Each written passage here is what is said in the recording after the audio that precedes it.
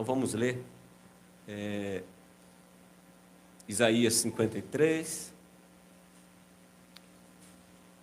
capítulo de Isaías, mais uma vez, o servo sofredor. O sofrimento e o triunfo do servo. Então aqui nós temos não só o sofrimento, mas no final do capítulo temos também o triunfo, do servo sofredor.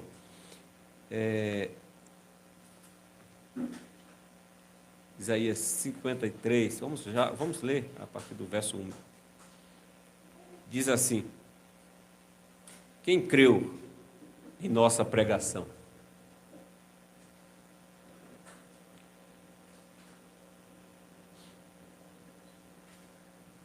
E a quem foi revelado o braço do Senhor? Porque foi subindo como um renovo perante ele, e como raiz de uma terra seca, não tinha aparência nem formosura. Olhamos, mas nenhuma beleza havia que nos agradasse. Era desprezado e o mais rejeitado entre os homens, homem de dores, e que sabe o que é padecer. E como um de quem os homens escondem o rosto, era desprezado, e dele não fizemos caso. Certamente, ele tomou sobre si nossas enfermidades e as nossas dores, levou sobre si. E nós o reputávamos por aflito e ferido de Deus, e oprimido. Mas ele foi traspassado pelas nossas transgressões e moído pelas nossas iniquidades. O castigo que nos traz a paz estava sobre ele, e pelas suas pisaduras fomos sarados. Todos nós andávamos desgarrados como ovelhas. Cada um se desviava pelo caminho, mas o Senhor fez cair sobre ele a iniquidade de nós todos. Ele foi oprimido e humilhado, mas não abriu a boca. Como um cordeiro foi levado ao matadouro, e como ovelha muda perante os seus tosqueadores. Ele não abriu a boca.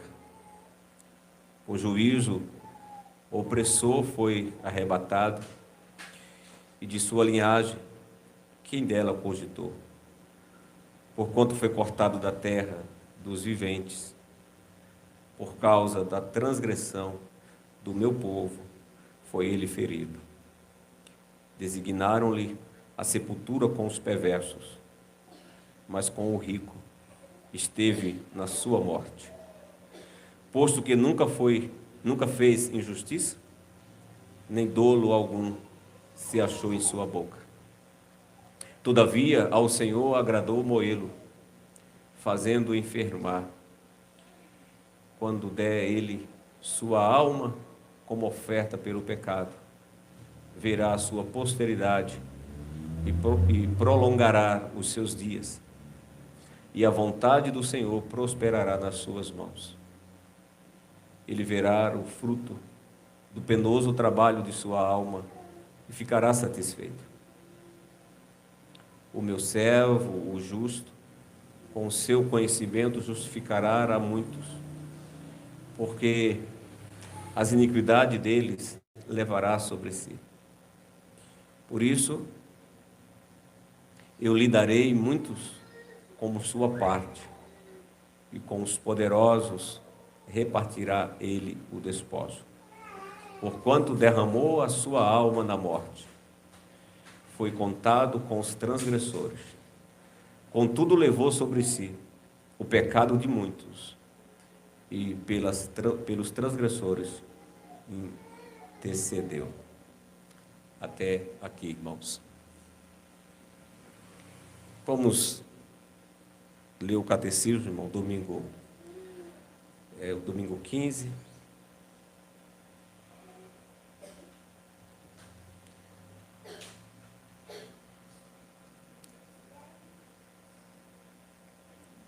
chegamos à pergunta 37 e ela é feita assim: o que você confessa quando diz que ele padeceu? Durante todo o tempo em que viveu sobre a terra, e especialmente no final, Cristo suportou no corpo e na alma a ira de Deus contra o pecado de toda a raça humana. Assim, por seu sofrimento, como o único sacrifício de expiação, ele redimiu o nosso corpo e alma da condenação eterna e conquistou para nós a graça de Deus, a justiça e a vida eterna. Porque ele padeceu sobre o julgamento de Pôncio Pilatos. Embora inocente, Cristo foi condenado por um juiz terreno e assim ele nos livrou do severo juízo de Deus que haveria de cair sobre nós. Pergunta 39. Há algum sentido especial em Cristo ter sido crucificado e não ter morrido de outro modo? Sim. Por causa disso, tenho a certeza de que ele levou sobre si a maldição que estava sobre mim, pois quem era crucificado era maldito de Deus. Até aqui, irmãos.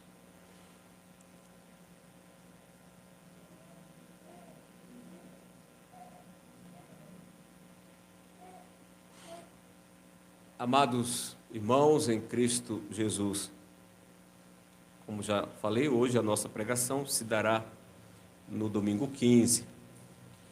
E vou me ater especialmente a essa pergunta 37. Quando ela é feita desta maneira, porque o que você quer dizer com a palavra padeceu? Né? Ou o que você crê, né? Quando o catecismo fala sobre a palavra padeceu. Mas o que você entende com a palavra padeceu? É isso que o catecismo está questionando aqui. E a resposta é uma resposta bem interessante, porque diz que Cristo em corpo e alma, isso é importante para nós, Cristo em corpo e alma, durante toda a sua vida na terra, mas, o catecismo diz, principalmente no final, ele suportou a ira de Deus contra o pecado de todo o gênero humano. E, além do mais, por seu sofrimento, ele está dizendo, é como um único, essas palavras são importantes, único sacrifício propiciatório. Assim, ele salvou da condenação eterna, né, de Deus o nosso corpo. Importante termos essas palavras em mente, quando entendemos o padecimento de Cristo.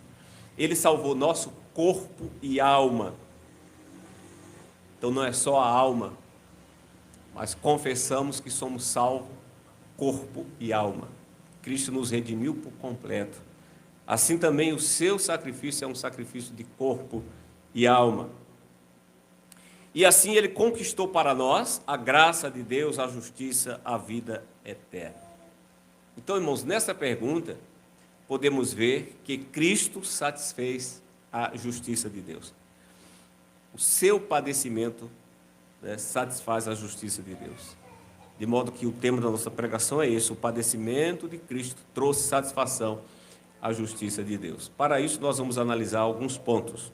Eu destaquei aqui 4 pontos que devem ser destacados concernente ao padecimento de Cristo, para termos entendimento sobre isso. Semana anterior, tivemos a questão da paixão de Cristo, da Páscoa, em que realmente o sofrimento final de Cristo é trazido à memória das pessoas. Então, peças teatrais, filmes, liturgia, muitas leituras, remete à mente das pessoas aqueles momentos finais da vida de Cristo, né?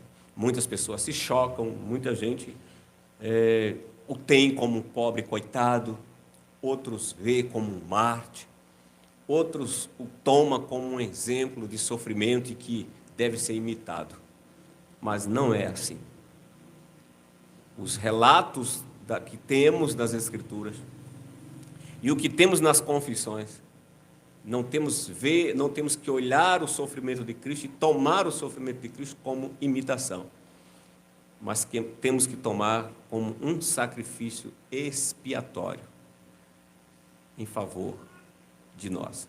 Então, para isso envolve fé, envolve entendimento de saber o que é o sofrimento de Cristo. Por isso que o catecismo tem essa intenção em querer nos mostrar isso.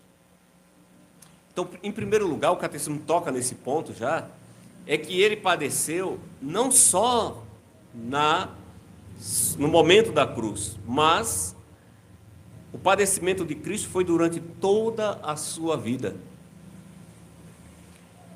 Em vista do fato de ele realmente, ou os evangelhos, falar do seu sofrimento vindouro, quando já se aproximava do fim da sua vida, então realmente os evangelhos dão ênfase a esse momento final.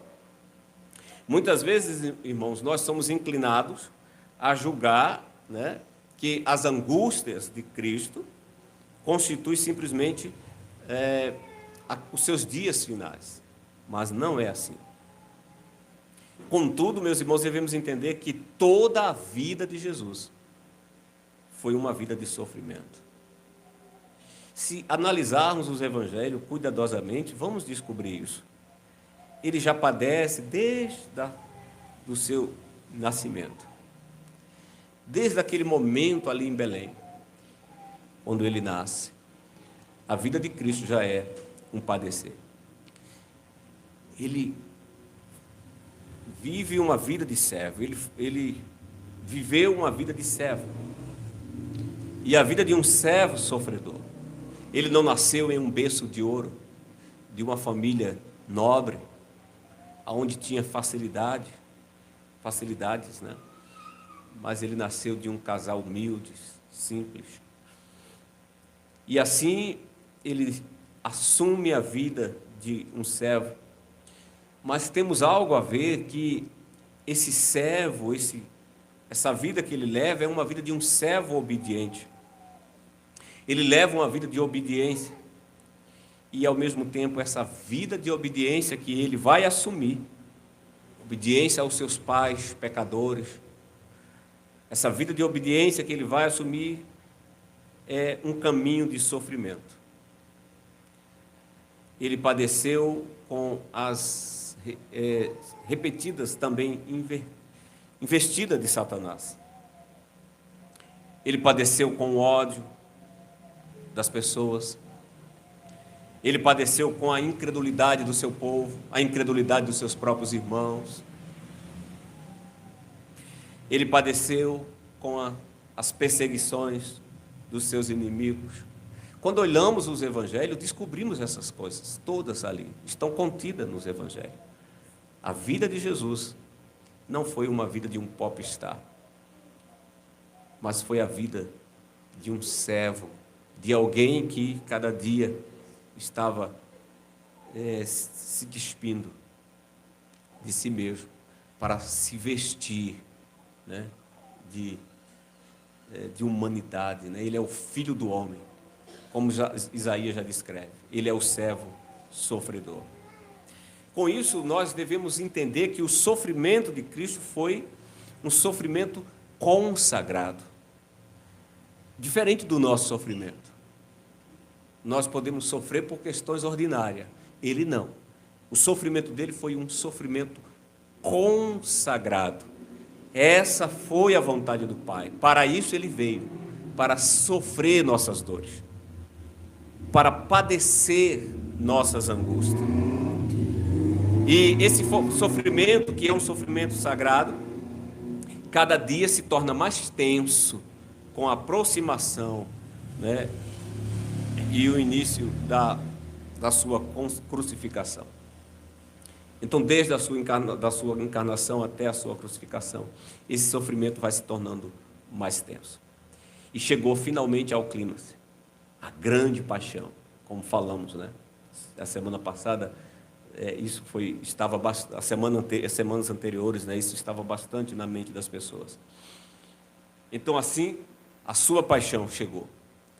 quando pesou sobre ele toda a ira de Deus. Só ele pôde suportar. Então ninguém sofreu como Jesus. Sobre ele caiu toda a ira de Deus contra o pecado do gênero humano. Assim foi profetizado que o castigo que nos traz a paz, aquele castigo que reconciliaria o homem com Deus. O homem está em guerra com Deus. Isaías profetiza que os nossos pecados causam separação entre nós e Deus. O homem não tem paz com Deus, o homem não tem comunhão com Deus, por causa dos seus pecados. Mas para que houvesse paz, Deus teve que castigar. Alguém teve que pagar. Isaías, 700 anos antes desse acontecimento, antes da encarnação de Cristo, profetizou. Mas ele foi traspassado ou transpassado também, tá? Por causa das nossas transgressões e esmagado por causa das nossas iniquidades. De modo que Isaías diz, o castigo que nos traz a paz estava sobre ele. E pelas suas feridas fomos nós sarados. A reconciliação foi feita. Assim o catecismo toca num ponto que, olhando para essas feridas, também devemos lembrar para a alma de Cristo. É o nosso segundo ponto que devemos observar. O sofrimento de Cristo é um sofrimento no corpo e na alma. Houve um tempo, como eu disse, em que a atenção geral vai fixar exclusivamente nos sofrimentos corporais do Salvador. Isso é muito visto, né? E salta aos nossos olhos isso, até na leitura, quando fazemos os evangelhos. Quando ele é esbofeteado, quando sua carne é rasgada, né? A coroa de espinhos sobre sua face. Mas Cristo não padeceu simplesmente dores físicas. Essa dor constituiu em um sofrimento maior. Esse sofrimento de Cristo acompanhava a angústia da alma. Angústia essa que é descrita lá no Éden, aliás, lá no monte, né? No Getsêmani, onde ali a Bíblia é clara em dizer que ele agonizou, onde a sua alma esteve profundamente triste até a morte.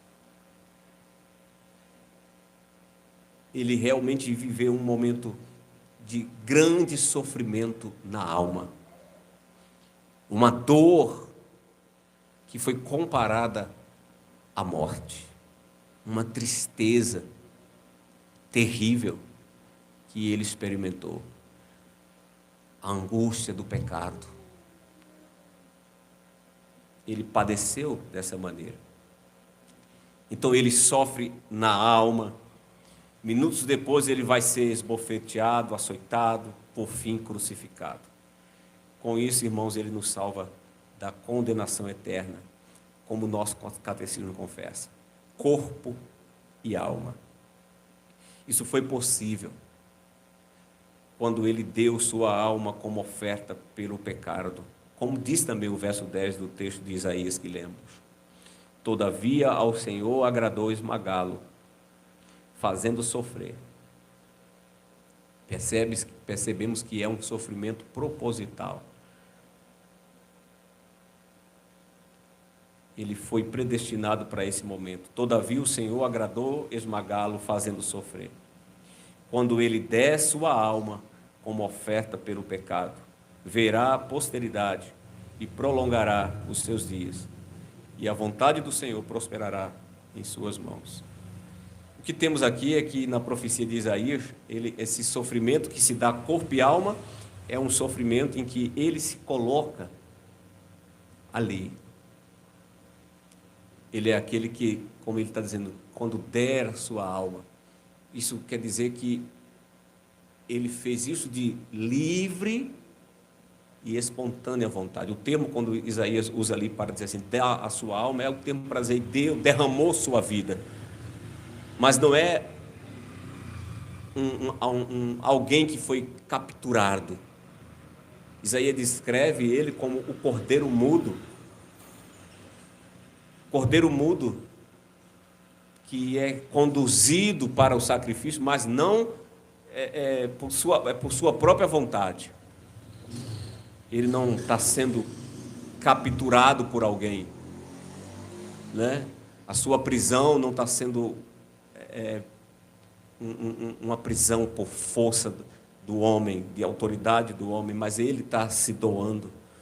Por isso que ele derrama a sua vida para nós, por nós. Assim, meus irmãos, o sofrimento de Cristo, esse é o nosso terceiro observação, resulta de várias causas. Porque isso é interessante observarmos. Ele é aquele servo que está vindo, né? Ele é o servo aprisionado, ele é o servo, vamos dizer assim, que escravizado, né? O escravo que se fez escravo. De fato, ele era o Senhor do universo. Sabemos disso. Ele é o Senhor do universo, ou não era, mas é. Mas estando aqui no termo. Porém, ele teve que ocupar uma posição de um servo, como eu disse, cativo. Não que alguém o capturou, mas ele assumiu isso. Eu preguei isso anteriormente, falei sobre isso. Ele não representou. Ele não é um ator. Ele não está atuando. Mas ele realmente está vestido disso. Ele assumiu isso. Olha o sofrimento dele também. Ele é o Senhor do universo, tem todo o poder e toda a autoridade, mas se coloca aqui na forma de um servo cativo. Um escravo. A palavra mais forte aqui é que ele é um escravo. Aquele que tinha, né, primordialmente o direito de exercer mando, dar ordem. Houve ocasiões que os discípulos ficaram assombrados, tiveram mais medo dele do que as ondas do mar. Os discípulos, um momento, estavam no meio do mar, sendo engolido pelas ondas. De repente, um homem que está dormindo do lado deles é acordado. Mestre, não te importa que pereçamos, você não tem medo, vamos morrer e tu estás dormindo. Aquele homem sereno, vestido de pescador, se levanta, acalma-te, mar, aquieta-te, vento. Há abundâncias. Eles ficaram agora assustados, tiveram mais medo. Quem é este? Ali está aquele que tem comando do universo. Assumiu a forma de um servo. Como eu disse, ele não representa, mas ele é. E isso mostra também o seu padecer. Aquele que tem o direito primordial de exercer mando, se ficou obrigado, ficou com a obrigação de obedecer. Assumiu a forma de um servo, de obedecer, como Paulo diz em Filipenses. E essa obediência o leva até a morte. Um segundo fato que nos chama a atenção dos motivos do sofrimento dele é que ele não é só simplesmente aquele que tem o comando do universo, mas ele era puro, ele era santo. E aqui ele teve que viver uma atmosfera pecaminosa, corrompida. Diariamente ele conviveu entre pecadores, na companhia de pecadores. Os pecados dos seus contemporâneos constantemente o lembrava a enormidade, culpa que pesava sobre ele. Pois todos nós, Isaías também profetizou esse momento, quando ele aqui viveu, Muitas vezes Jesus está chorando, em algum momento ele se encontra em lágrima, exatamente em intercessão por esse homem mau. Isaías profetizou esse momento quando diz: pois todos nós andávamos desgarrados, como ovelhas, éramos rebeldes, e Cristo aqui viveu entre nós. Ele observou aqui o seu povo e ele viu os seus como ovelhas desgarradas, andávamos desgarrados como ovelhas, cada um, o profeta Isaías profetiza, cada um se desviava pelo seu próprio caminho, éramos rebeldes por natureza, e Cristo conviveu aqui entre rebeldes, entre uma rebelião de escravos, nós escravizados, mas afrontamos o nosso Senhor constantemente. Mas ele é o servo capturado, que diz assim: não os castigue, não os maltrate. Ele assume toda a culpa de todos nós. Ele é aquele que se coloca diante do Pai e diz: Pai, não os castigue. Nós somos os rebeldes, os fujãos. Isaías profetizou isso e nos viu assim. Mas ao mesmo tempo Isaías viu aquele servo que se colocou entre todos para assumir a culpa de todos nós. É essa imagem que temos: o servo capturado, ou o servo que se entrega para que as suas ovelhas, os seus irmãos, não sejam castigados. Ele assume a culpa sendo inocente. E aí Isaías diz isso: estávamos, cada um se desviaram para o seu próprio caminho, cada um fugiram para o seu próprio caminho, mas o Senhor, versículo 6, capítulo 53, mas o Senhor fez cair sobre ele a culpa de todos nós. Nós somos os servos rebeldes, ele é o servo obediente, mas sobre ele caiu a culpa de todos nós. Assim, meus irmãos, nós temos essa perfeita noção.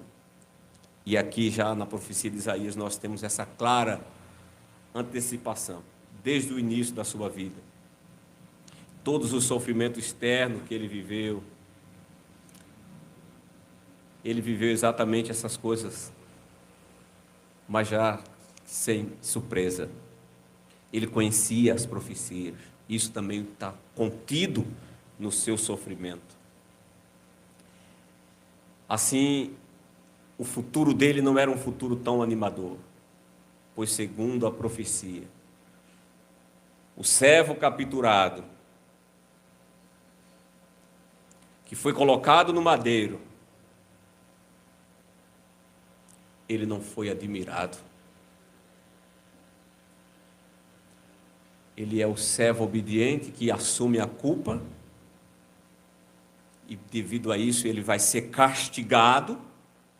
É aquele escravo que foi capturado, não é ele quem provocou a rebelião contra Deus, ele é contra o seu Senhor, ele é o servo do Senhor, obediente.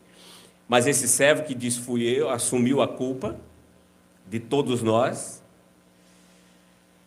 que é agora castigado, maltratado.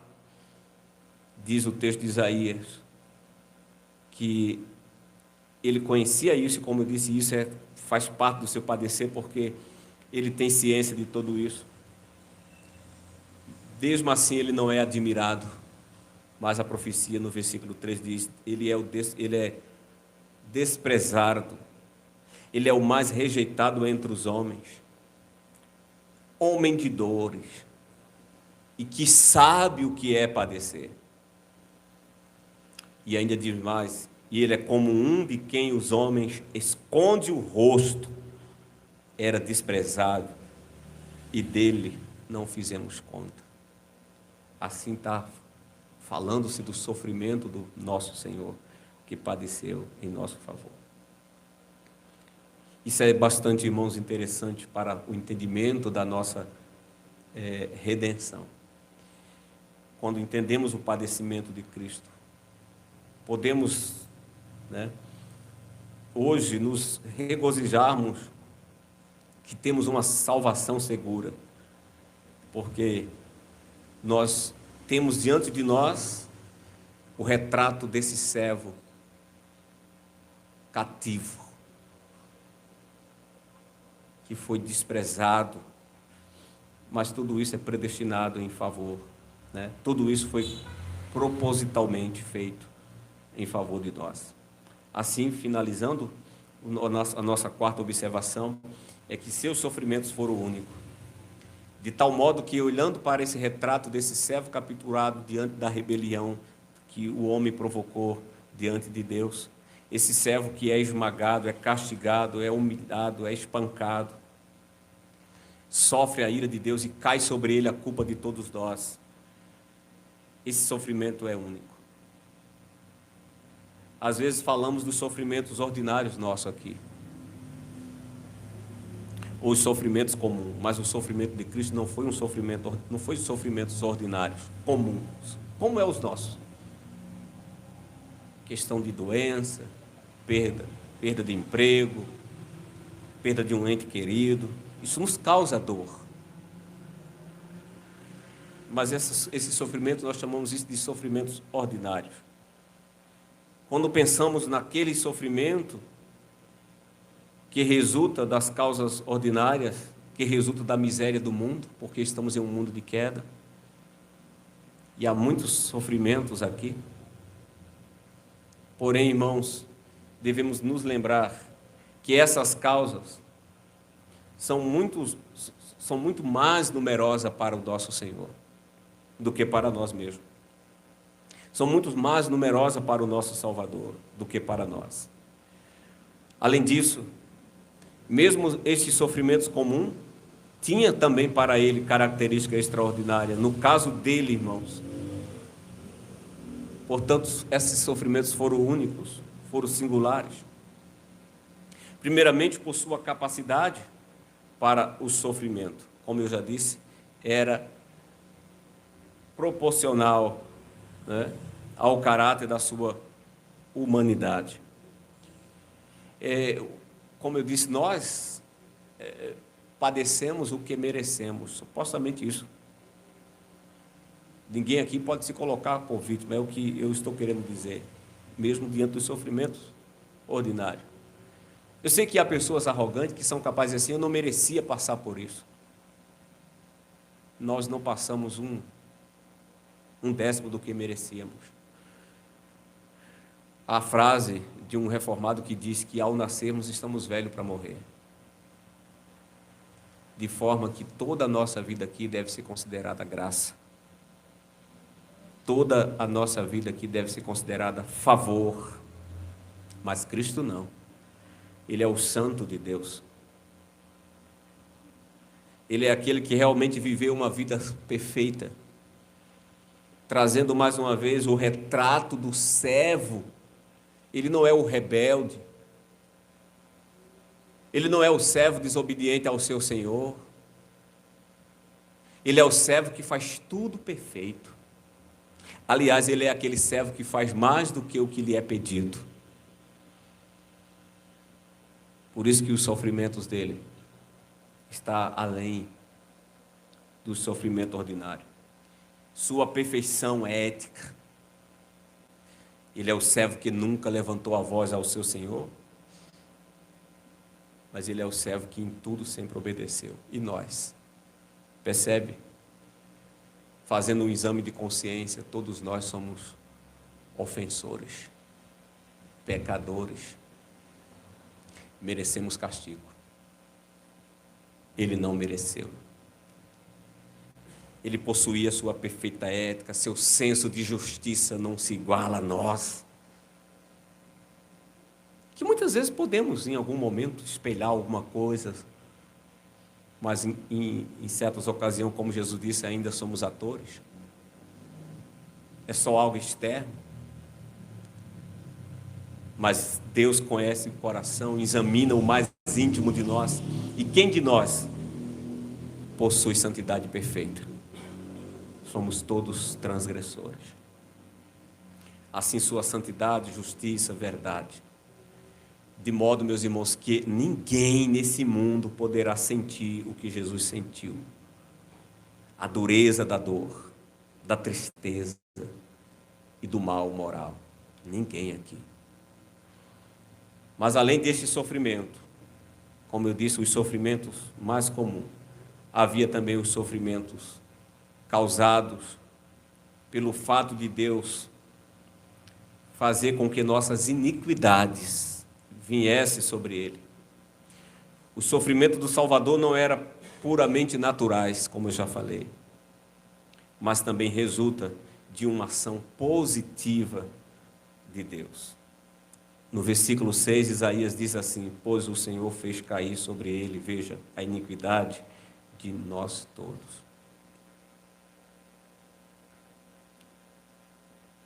Trazendo mais uma vez o espelho, o retrato do servo cativo, que diz, que levanta a mão para sofrer a punição no nosso lugar. Aquele que o capturou, aquele que o castigou, sabia da sua inocência. E aí o que nós podemos ver é amor. Como vemos amor nisso? Sim, vemos. Esse acordo entre o servo e o Senhor. Deus nos amou quando castigou o seu Filho em nosso lugar, pois o Senhor fez cair sobre ele a iniquidade de todos nós. Assim, meus irmãos, como eu falei no início, finalizando, o sofrimento de Cristo foi um sofrimento consagrado a Deus. De modo que, como Isaías também já profetiza, ele verá o fruto do trabalho de sua alma e ficará satisfeito. E a profecia ainda diz mais: o meu servo, o justo, com o seu conhecimento justificará a muitos, porque as iniquidades deles levará sobre si. Por isso eu lhe darei a sua parte com os grandes e com os poderosos, e ele repartirá o despojo, pois derramou sua alma na morte, e foi contado com os transgressores. Contudo, levou sobre si o pecado de muitos, e pelos transgressores intercedeu. Versículo 11 e 12. O profeta explica, irmãos, a cruz do ponto de vista de Deus.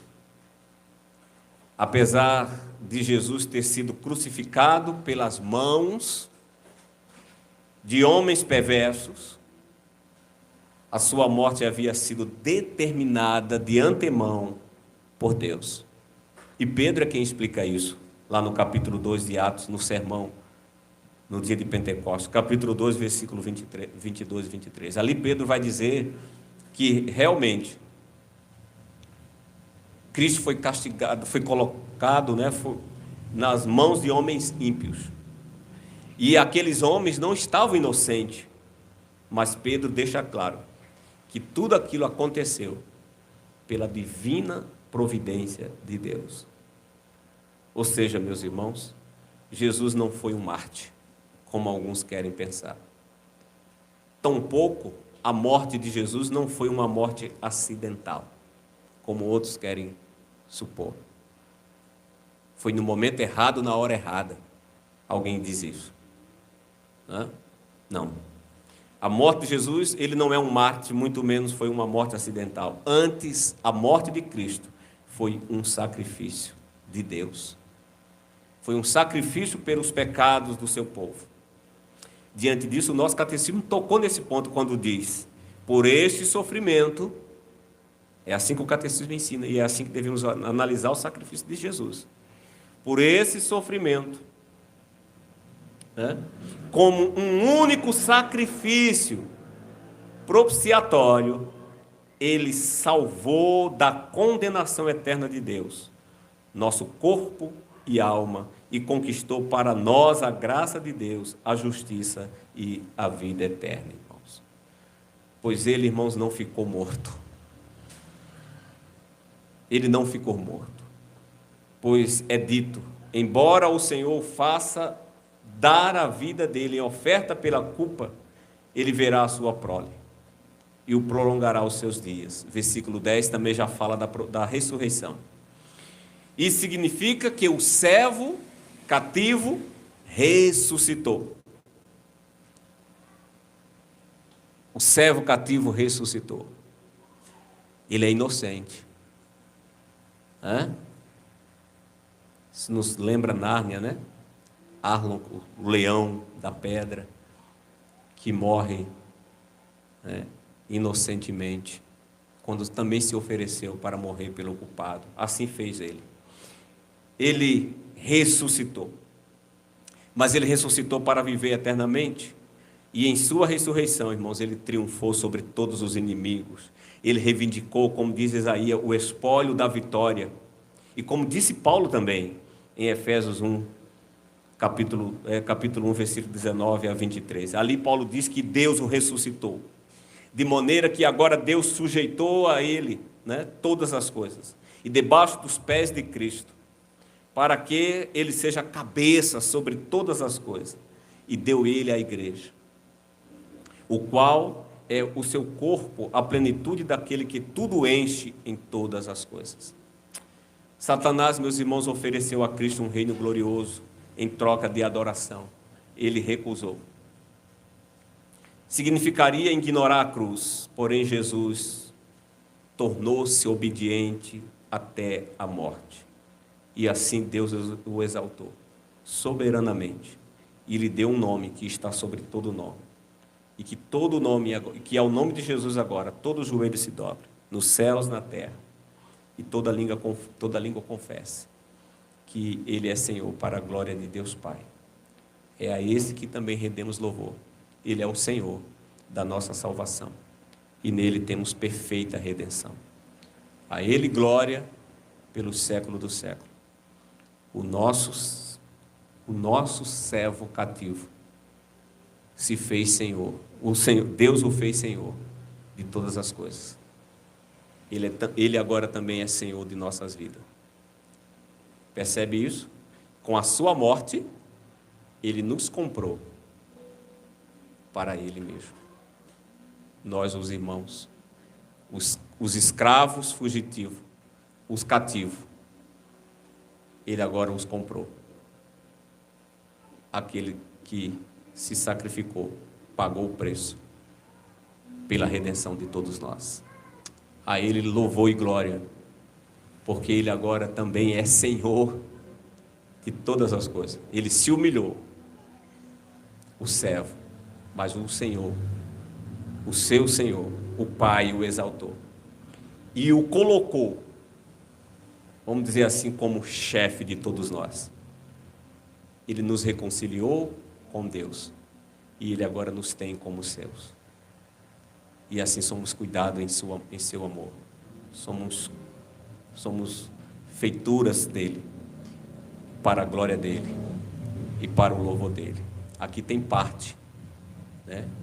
Vamos dizer assim, fruto do trabalho que Ele proporcionou em favor de todos nós, a igreja dEle. Amém.